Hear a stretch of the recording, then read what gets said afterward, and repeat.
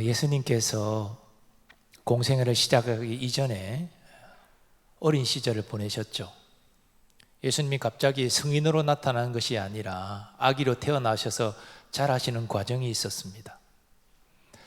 오직 누가복음에만 예수님의 어린 시절의 모습을 일부분 소개하는데요, 예수님이 태어나시고 33일이 지나서 모세의 법대로 성전에서 정결 예식을 행하는 모습, 그리고 오늘 본문에 나오는 예수님이 12살 되었을 때에 부모와 함께 유월절을 지키기 위해서 예루살렘을 방문하여 일어난 이야기, 이 두 가지 이야기가 누가복음에 기록되어 있습니다. 오늘 본문을 보니까 이 요셉과 마리아는 유월절을 다 지키고 다시 나사렛 집으로 돌아가는데, 길을 떠나고 하루가 지나서 일행 중에 아들 예수가 없는 것을 깨닫게 됩니다. 그리고 이틀 동안 계속 찾았지만 찾지 못하고 3일째 되는 날 예루살렘 성전에 앉아있는 아들을 만나게 되지요. 이틀 동안이나 아들을 찾았으니까 얼마나 부모가 근심이 크겠습니까? 저도 과거 어린 시절 취학 전에 큰아버지 집에 갔다가 길을 잃어버려가지고 정말 미아가 되는 줄 알았습니다. 그 근처에 그 아저씨가 잘 이렇게 보호해주고 수소문해서 제가 이렇게 부모님을 만나게 됐는데, 부모의 마음은 그때 얼마나 안타깝고 근심이 크겠습니까? 그런데 예수님은 이 부모의 근심을 전혀 모르는 듯이 오늘 본문에 이렇게 말합니다. 어찌하여 나를 찾으셨나이까? 내가 내 아버지 집에 있어야 될 줄을 알지 못하셨나이까? 이미 예수님이 12살 때 자신이 누구인지, 자신이 왜 이 땅에 오셨는지 알고 계셨습니다. 그러나 당시 요셉과 마리아는 아들의 그 말을 이해하지 못했습니다. 그리고 나사렛 집으로 돌아온 예수님은 이전처럼 부모님께 순종하여 받드셨다고 오늘 본문은 증거합니다. 그런데 이어지는 말씀이 주목할 만한 말씀입니다. 51절 하반절, 그 어머니는 이 모든 말을 마음에 두니라. 성경은 이 마리아가 마음에 둔 말을 일로도 번역 가능하다라고 안내해 줍니다. 다시 말해서 예수님의 육신의 모친인 마리아는 예수님이 하신 모든 말씀과 예수님과 관련된 모든 말과 관련하여 일어난 모든 일까지도 다 마음에 담아두었다는 것입니다. 그런데 성경을 보면 이 마리아가 이렇게 한 것이 처음이 아닙니다. 누가복음 2장 19절 말씀 보면 마리아는 예수를 출생했을 때에 들의 목자들이 와서 전하는 천사의 말도 마음에 새기었습니다. 마리아는 이 모든 말을 마음에 새기어 생각하니라. 여러분, 어머니는 자식의 모든 것을 마음에 새깁니다. 기뻤던 일도 슬펐던 일도 마음에 다 담아둡니다. 그것이 어머니입니다. 아버지는 상대적으로 그렇지 못한 것 같아요. 그러나 어머니는 아버지와 또 다릅니다. 우리에게 일어난 모든 일들, 잉태부터 시작해서 태어나고 그 첫 얼굴을 본 그 기억부터 시작해서 아이가 자라는 모든 과정 기억한다는 거죠. 마음에 품는다는 것이죠. 그것이 바로 자식에 대한 어머니의 마음입니다. 마리아도 그렇게 했습니다. 예수와 관련하여 일어난 모든 일들, 예수가 한 모든 말이 다 이해됐기 때문이 아닙니다. 다 이해되지 않았지만 하나님의 선한 섭리를 생각하면서 모든 것을 마음에 담아두고 하나님께 아들을 맡겼습니다. 그것이 자녀에 대한 어머니의 마음입니다. 오늘은 어버이 주일인데요, 우리는 이게 잊고 있는 것이 하나 있습니다. 내가 마치 저절로 이 세상에 존재하게 된 것처럼 생각합니다. 내가 저절로 자라서 성인이 된 것처럼 착각합니다. 아닙니다. 부모를 통하여 이 세상에 내가 태어났습니다. 그리고 부모의 손길을 통하여 내가 자랐습니다. 부모님이 아니었으면 나는 이 세상에 존재하지도 않았고 그 갓난아이가 자랄 수도 없었습니다. 물론 하나님의 섭리 가운데 우리가 태어났고 자랐죠. 그러나 하나님이 이 땅의 부모에게 우리를 맡기셨습니다. 그래서 우리는 부모의 손길을 통하여 성장하게 된 것입니다. 이런 의미에서 이 시간 예수님의 육신의 어머니인 마리아, 그 마리아가 아들 예수에게 품었던 마음을 함께 생각하고자 합니다. 이 마리아에 대한 이야기, 여러분, 마리아가 설교의 주인공이 되어서 등장하는 경우는 많지 않죠. 여기는 사실 이유가 있습니다. 로마 가톨릭에서는 이 마리아를 죄가 없다라고 주장합니다. 어떻게 죄가 있는 여인이 예수님, 즉 하나님의 독생자를 잉태하고 출산할 수 있느냐? 그래서 마리아는 죄가 없다 이렇게 주장하는데, 마리아는 아담의 후손이기 때문에 죄가 있습니다. 원죄부터 시작해서 마리아도 다 자범죄를 지은 죄인입니다. 그래서 마리아도 죽은 것이죠. 그러나 가톨릭은 죄가 없다 주장하면서 죄가 없으니 예수님처럼 인간과 사람을 연결시키는 중보자이다라고 주장합니다. 그래서 예수의 이름으로 기도할 뿐 아니라 성모 마리아의 이름으로 기도하는 거죠, 가톨릭 신도들은. 그리고 성당마다 마리아 상이 이렇게 조각되어 있지 않습니까? 그럼 가톨릭 신자들은 어떻게 합니까? 그 마리아 상 앞에 가서 고개를 숙이고 기도하잖아요. 물론 마리아의 이름으로 기도하는 것이지만 그 동상 앞에 고개를 숙이고 기도한다는 것은 마리아를 마치 하나님과 예수님 수준으로 신격화하는 잘못을 범하게 만듭니다. 그래서 이 개혁교회에서는, 개신교회에서는 이 마리아를 설교의 주제로 잘 등장시키지 않습니다. 그러나 오늘 본문은 마리아가 주인공이잖아요. 마리아는 하나님의 구속사에 하나님의 귀한 여정으로 쓰임받았습니다. 아니, 가브리엘 천사가 처녀인 마리아에게 네가 잉태하여 아들을 낳을 것이라, 그 이름을 예수라 하라. 아니, 어떻게 처녀가 아이를 잉태하여 낳습니까? 성령으로 잉태된다는 것이 무엇입니까? 이해할 수 없는 말입니다. 그러나 마리아는 이렇게 순복했습니다. 주의 여종이오니 말씀대로 내게 이루어지이다. 그리고 마리아는 우리에게 아들을 지극히 사랑한 어머니의 마음을 우리에게 보여줍니다. 아들의 모든 것을 마리아는 마음에 담아 새겼습니다.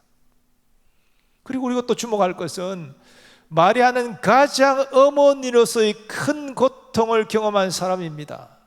공생애를 시작해서 유대 종교 지도자들에게 핍박과 박해를 받는 아들의 모습을 보았습니다. 그리고 무기력하게 십자가에 못 박혀 죽어가는 아들의 모습, 마침내 숨을 거두는 그 모습을 아래에서 지켜보았습니다. 저는 어제 대전에 장례 예배가 있어서 갔다 왔는데요, 보통 담임 목사가 저 멀리 대전까지 가서 장례를 주관하지 않습니다. 부교육자들이 대부분 가죠. 그런데 이 장례는 특별한 경우였습니다. 우리 노 권사님께서 이남 1녀의 자녀가 있는데 그 큰아들이 50대인데요 갑자기 심장마비로 별세하셨어요. 어버이날이라고 자식들 만나러 간다고 대전까지 내려갔는데 둘째 아들이 병원으로 어머니를 모시는 겁니다. 형이 아프구나 그렇게 생각했는데 갑자기 장례식장으로 이끌더니 형이 죽었다고 말하는 겁니다. 그 어머니의 마음이 얼마나 고통스러웠겠습니까? 그 자리에 펄썩 주저앉아 대성통곡했다고 그러시더라고요. 자식을 먼저 보내는 부모의 마음은 그 어떤 걸로서 표현할 수 없는 극한 슬픔입니다. 그 무엇으로도 위로받을 수 없지요. 그래서 교회 갈례를 깨고 제가 장례 예배를 집례하러 대전까지 어제 갔다 왔습니다. 어머니의 마음이 얼마나 슬플까. 내가 힘들지만 조금이나마 위로가 될까 싶어서 다녀왔지요. 중세 거장 미켈란젤로는 마리아가 어머니로서 느꼈을 그 비탄의 심정을 조각으로 새겨 세상에 남겼습니다. 우리가 잘 아는 피에타 상입니다.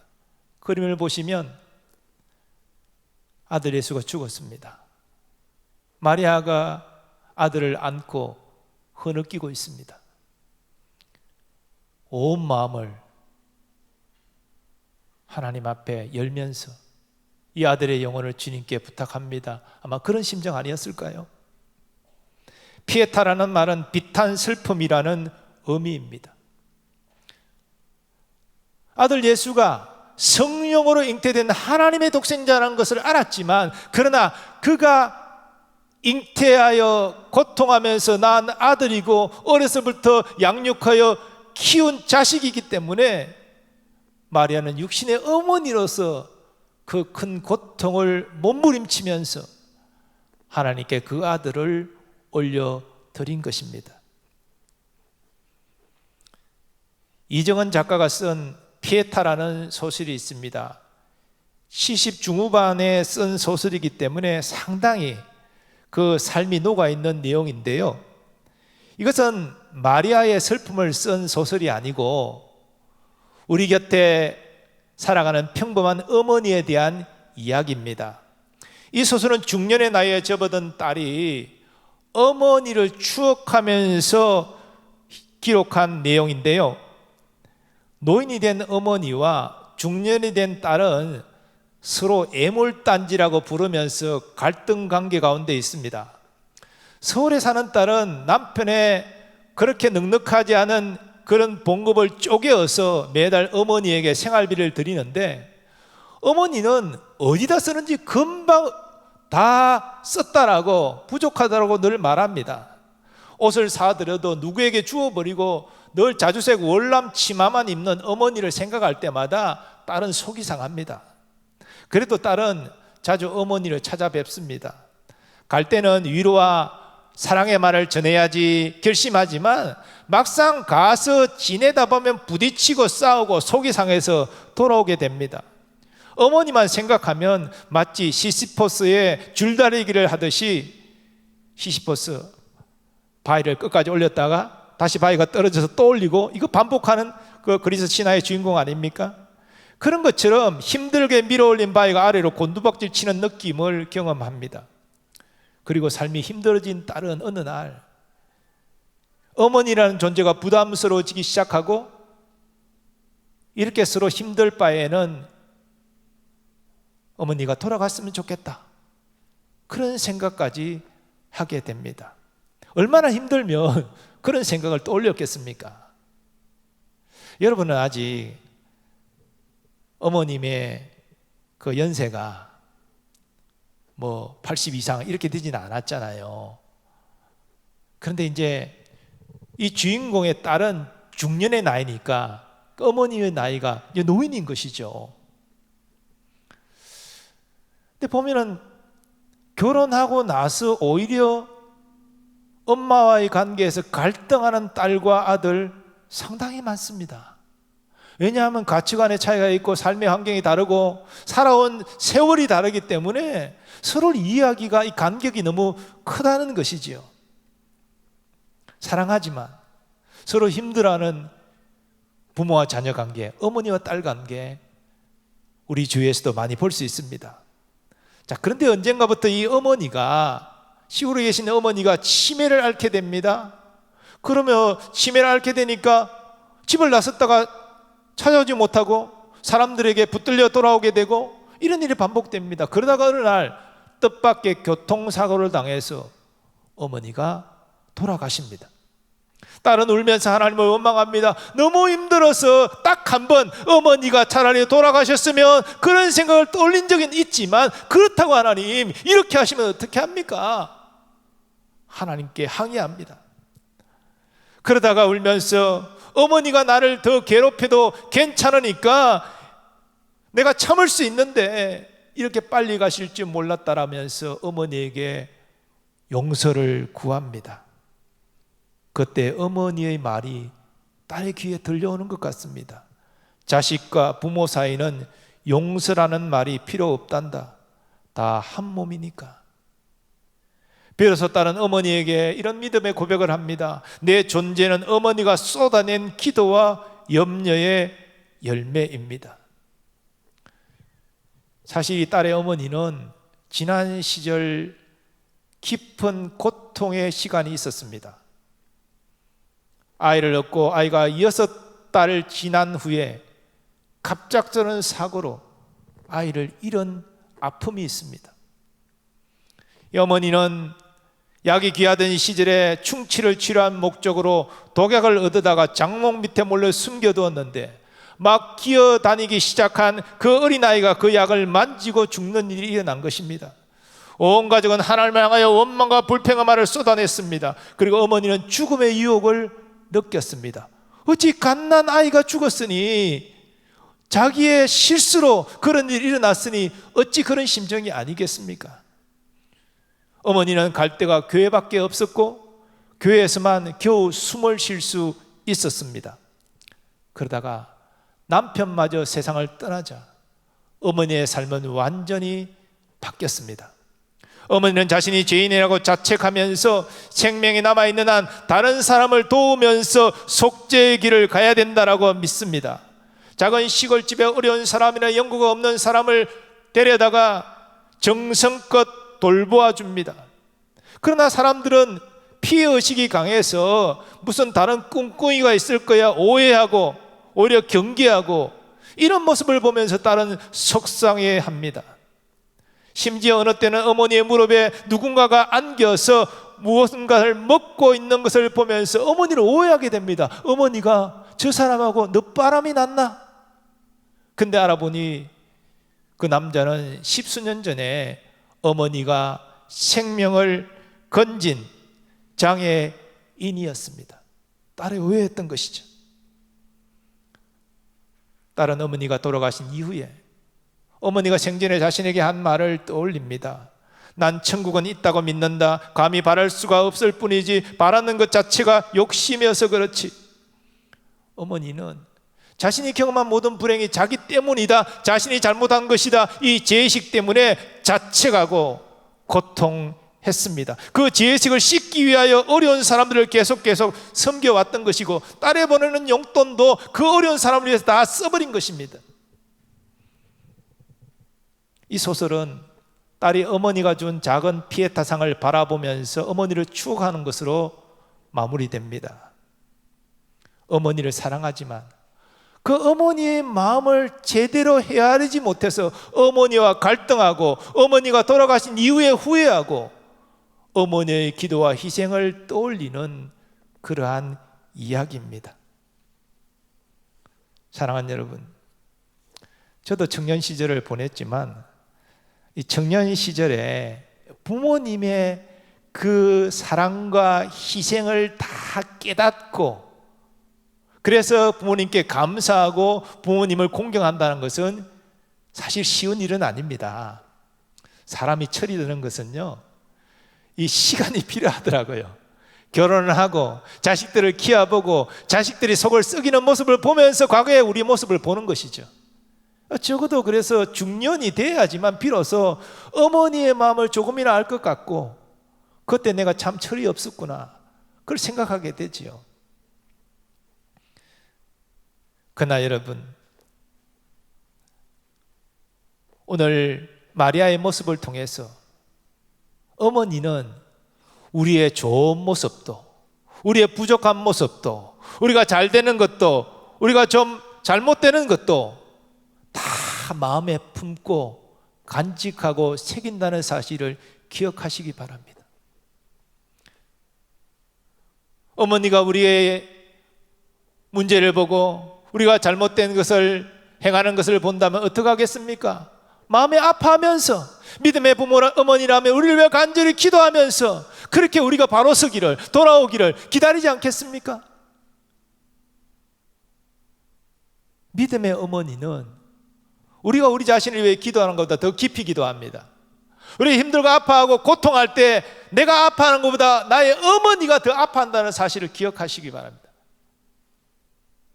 그게 하나님이 주신 어머니의 모습이에요. 그래서 이 세상에 하나님의 사랑과 가장 닮은 모습이 어머니의 사랑이라고 말하지 않습니까? 우리가 뒤늦어 철이 들어서 그 오랜 기간 어머니를 아파하고 고통케 하면서 우리가 살다가 뒤늦게 깨닫고 후회하지 말고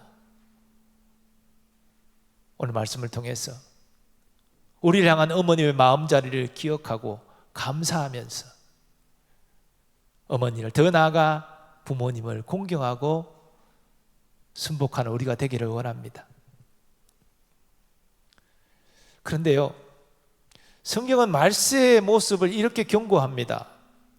사람들이 자기를 사랑하며 돈을 사랑하며 자랑하며 교만하며 비방하며 부모를 거역하며 감사하지 아니하며 거룩하지 아니하며, 이 말세의 모습들을 이미 오래전에 예언했는데, 자, 첫 번째, 사람들은 자기를 사랑해요. 자기밖에 몰라요. 두 번째, 사람들은 돈을 너무나 좋아합니다. 돈이 최고라는 거예요. 자기를 위하여 살고 돈밖에 모르고, 그러면서 또 나타나는 것이 부모를 거역합니다. 더 나아가 감사치 아니한다라고 말합니다. 이 시대, 사실 성경에서 말세라고 말하면 예수님의 초림부터 재림의 그 사이가 다 말세예요. 우리는 지금 말세를 사실은 살아가고 있는 거예요. 근데 이러한 성경이 2000년 전의 예언이지만 오늘 우리가 사는 모습을 보면 우리 자신을 보더라도 그렇지 않습니까? 점점 우리가 이기적으로 되지 않습니까? 돈이 최고라고 말하지 않습니까? 부모님 무시하지 않습니까? 감사하는 마음이 점점 사라집니다. 이 말세의 모습이라는 것이죠. 이런 상황 가운데 이 효도 계약서라는 것이 등장했습니다.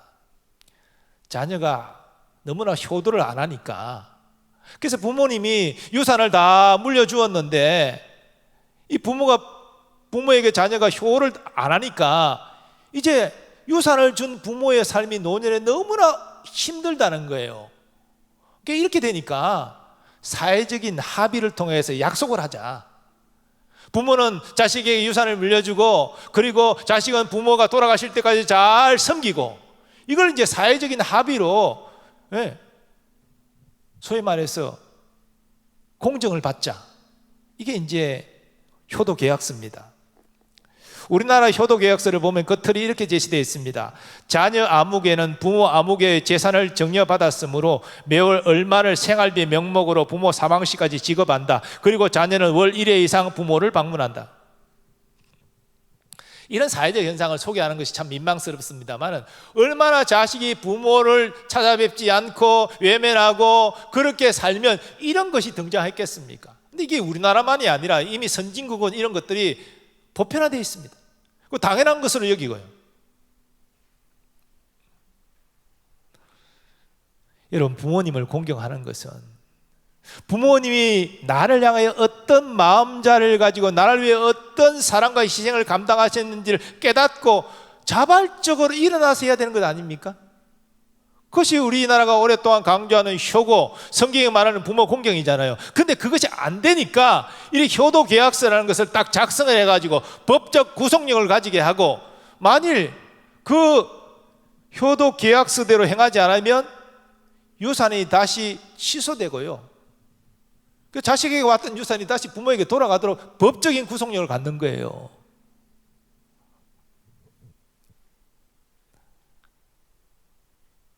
그런데 여러분, 이렇게 효도 계약서대로 꼬박꼬박 매달 생활비 드리고, 이 계약대로 한 달에 한 번 부모님 찾아뵙고, 그러면 효를 다한 겁니까? 그게 하나님이 원하시는 부모 공경입니까? 아니죠. 너무나 이것이 안 지켜지니까 이렇게 해서라도 부모와 자식 간의 관계를 이어가도록 법적 구속력을, 사회적 구속력을 주겠다는 것이죠. 그렇게 해서라도 부모 관계를 이어가도록 하겠다는 것이죠. 그렇게 안 되니까 사회적으로 그렇게 강제장치를 두는 것입니다. 결코 바람직한 것이 아니죠. 하나님은 부모 공경을 엄히 명하셨습니다. 내 부모를 공경하라. 그리하면 내 하나님 여호와가 내게 준 땅에서 내 생명이 길리라. 하나님과의 관계 속에서 1부터 4계명, 그리고 나머지 6가지 계명이 사랑과의 관계의 계명인데요, 사랑과의 관계의 계명에서 첫 번째 나오는 것이 부모 공경 계명입니다. 그러니까 사람과의 관계에서 가장 기본적인 도리가 부모를 공경하는 것이다. 바로 그것이라는 말씀이죠. 그러므로 이 사람의 기본적인 도리를 지키지 않는 사람, 그런 사람이 복 있는 자가 될 수 없는 것입니다. 사도 바울도 성령의 감동으로 이렇게 부모 공경을 권고했습니다. 자녀들아, 주 안에서 너희 부모에게 순종하라. 이것이 옳으니라. 내 아버지와 어머니를 공경하라. 이것은 약속 있는 첫 계명이니 이로써 네가 잘되고 땅에서 장수하리라. 그리고 예수님은 육신의 부모에게 이 부모 공경을 제대로 지켰습니다. 오늘 51절 말씀, 예수께서 함께 내려가사 나사렛에 이르러 순종하여 받드시더라. 공생활의 시작이기 전에 예수님은 부모를 이렇게 공경했습니다. 사랑하는 여러분, 우리 청년들은 미래 꿈들이 있잖아요. 그리고 나름대로 행복한 가정을 이루고 정말 복된 삶을 살아가고 싶고 좀 행복하기를 다 원하지 않습니까? 자, 그런데 우리는 믿음의 사람들, 그리스도인이잖아요. 그러면 이 그리스도인이 가장 행복한 길은 우리는 하나님의 말씀에 순종할 때라는 것을 잘 알고 있습니다. 내가 하나님을 섬기고 있는데 하나님 말씀을 떠나서 나의 힘으로 행복을 쟁취하겠다, 그건 착각이에요. 헛된 신기루를 쫓는 것입니다. 제가 늘 말씀드리지만 이 행복이라는 것은 내가 쟁취하는 게 아니에요. 내가 이루는 게 아니에요. 그리스도의 행복은 내가 하나님의 뜻대로 살아갈 때 하나님이 내게 주시는 것입니다. 내가 행복을 만드는 게 아니라 하나님이 내게 행복을 주시는 거예요. 근데 우리는 착각을 합니다. 내가 많이 얻고 많이 누리고 그래서 세상적으로 출세하고 성공하면 내가 행복할 것이다, 그래서 착각을 하는 거예요. 아닙니다. 우리가 하나님의 뜻대로 살아가면 하나님 우리에게 행복을 주시는 거예요. 우리가 하나님을 사랑한다면 성경은 하나님의 계명에 순종하는 모습을 보이라 우리에게 요구합니다. 우리는 말로만 하나님을 사랑합니다, 하나님의 사랑이요 찬양하지만 우리가 하나님 말씀에 순종하지 않는다면 그 사랑은 거짓말이죠. 하나님을 사랑하는 사람이 하나님의 계명을 지키지 않는다? 그건 거짓말하는 거 아니겠습니까? 하나님은 사람과의 관계에 있어서 부모 공경을 최우선으로 명하셨습니다.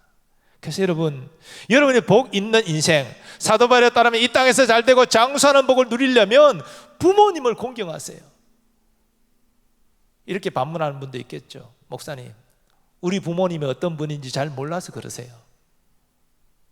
여러분 중에는 어쩌면 어렸을 때 부모에게 학대를 받았다거나 심하게 말하면 학대를 받고 정말 따뜻한 사랑을 느껴보지 못하고 그런 분들도 없지 않아 계실 수 있을 것입니다. 인간이 다 죄인이고 타락한 존재이기 때문에 때로는 역기능적인 부모의 모습도 일부 있을 수 있겠죠. 그럼에도 불구하고 하나님께서 육신의 부모를 통하여 이 땅에 내가 태어나게 하시고 그 육신의 부모의 돌봄을 통해서 내가 이 땅에 자라게 하시고 그리고 육신의 부모 아래에서 생활하면서 예수 믿게 하시고 이 자리에 있게 하신 것을 생각하면서 비록 세상의 모습으로 보면 참으로 존경할 것 하나도 없는 부모이지만 하나님의 말씀에 순종해서 나를 낳아주신 부모님을 인정하고 공경하는 여러분 되시기 바랍니다. 여러분, 쉬운 일이 아니지만 그것이 하나님의 뜻대로 행하는 것이고 그런 인생에게 하나님 기뻐하시고 그런 인생을 이 땅에 잘되게 하시고 그런 인생에게 건강의 복을 주시고 그런 인생과 동행하여 주실 것입니다. 말씀드린 대로 말세는 점점 자기밖에 모르고 돈밖에 모르고 부모를 거역하고 감사치 아니하는 모습들이 나타날 것입니다. 그러나 우리 그리스도인 청년들은 역으로 살아야 돼요. 다른 사람을 위하여 살고 돈이 최고가 아니라 돈 때문에 사람을 상하게 하는 인생이 아니라 베풀고 나누면서 살아가고 부모님을 공경하고 감사하는 삶을 살아가야 되지 않겠습니까? 이것이 세상의 소금과 빛으로 살아가는 우리 그리스도인의 모습이 아니겠습니까? 그리고 그런 모습을 주님이 기뻐하시기 때문에 이 험악한 세상 가운데 우리와 함께 하시지 않겠습니까? 성공은 하나님이 함께 하시는 인생이 성공한 인생입니다. 그리고 행복은 하나님이 함께 하심으로 성령 안에서 의와 평강과 희락을 누리는 것입니다.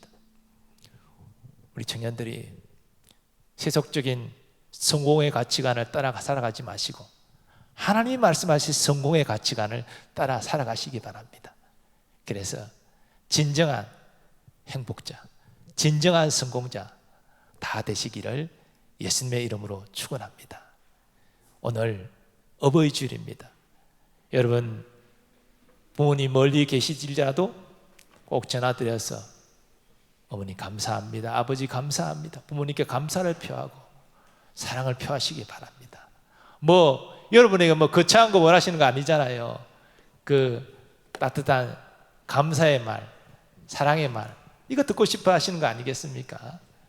우리 그리스도인들은 하나님의 엄청난 사랑을 이미 받은 사람이기 때문에 부모가 충분한 사랑을 우리에게 주지 못했을지라도 날 낳아주신 부모님께 감사하시고 공경하시기 바랍니다. 그럴 때 여러분에게 하나님이 더 큰 은혜와 복을 부어주실 줄 믿습니다. 자, 오늘 받은 말씀을 생각하면서 어버이 주일이니까요, 어머니의 사랑 다 일어나셔서 우리 찬양하고 우리 부모님을 축복하면서 함께 기도하는 시간 갖도록 하겠습니다. 어머니의 넓은 사랑 함께 찬양하도록 하겠습니다.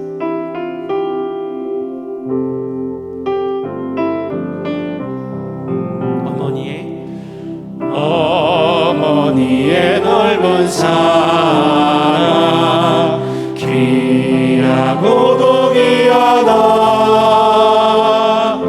그 사랑이 언제든지 나를 감싸줍니다. 내가 울 때 어머니는 주께 기도드리고